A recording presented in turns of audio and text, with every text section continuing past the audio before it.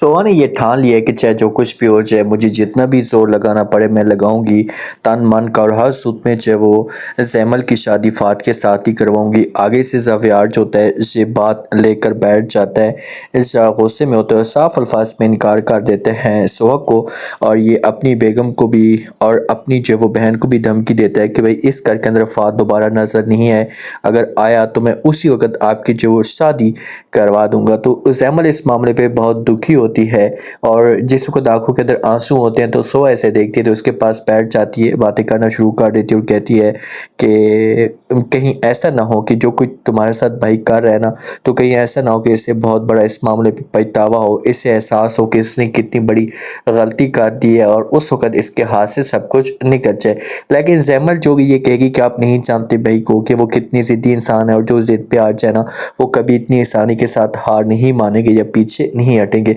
किरण आती आकर बात करती है, धमकी देती है। अब किरण को गुस्सा तो होता है सोहा के ऊपर कि यार ये ज़ावियार के दिल में जगह बनाने की कोशिश कर रही है, तो इसी वजह से ये धमकी देती है।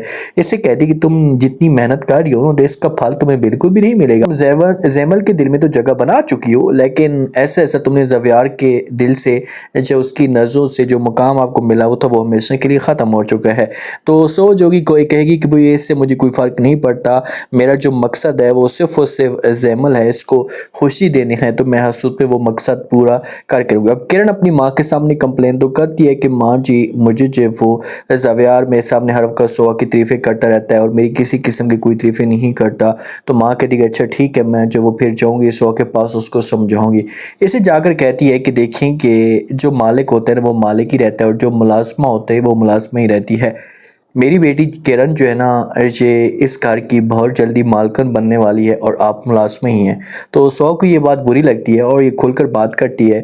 जैसे किरण की माँ को कहती है कि अच्छा आप मुझे ये बताएं कि आप खुलकर बात करें, कहना क्या चाहती हैं। तो ये फिर लड़का बताना शुरू कर देती है कि देखिए कि इस घर की जो मालकिन है ना वो किरण ही है, तो मैं ये चाहती हूँ कि आप किरण की इज्जत किए करें जैसे आप जैमल की करती हैं।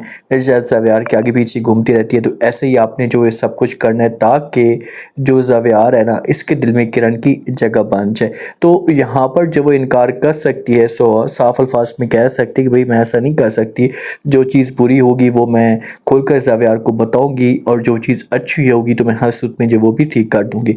लेकिन जो जरका है ना ये हर सूरत में सोहा को कमज़ोर करने की कोशिश करेगी।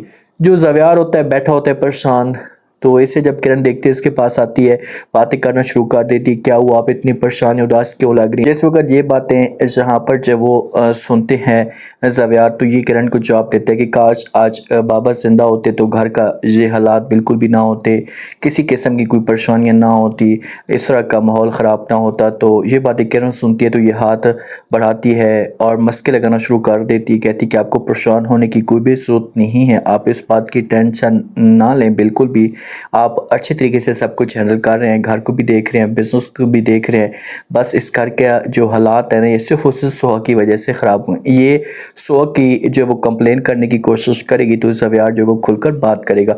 सो आती है ज़ावियार के साथ आकर बात करती है और कहती है कि देखिए आप जो जैमल है इसके साथ नाइंसाफ़ी कर रहे हैं। तो ज़ावियार रोकने की कोशिश करते हैं कि मेरे घर के मामलात हैं, आपको जब बोलने की कोई भी ज़रूरत नहीं है। तो ये बातें जब सुनेगा यहाँ पर सो तो कहेगी कि ठीक है आपकी अपनी मर्जी है, लेकिन क्या आपके वालिद जिंदा होते तो वो ये सब कुछ बर्दाश्त करते जो आप उसकी बेटी के साथ ये सब कुछ कर रहे हैं, तो इसका जिम्मेदार कौन होगा आप मुझे बताएं।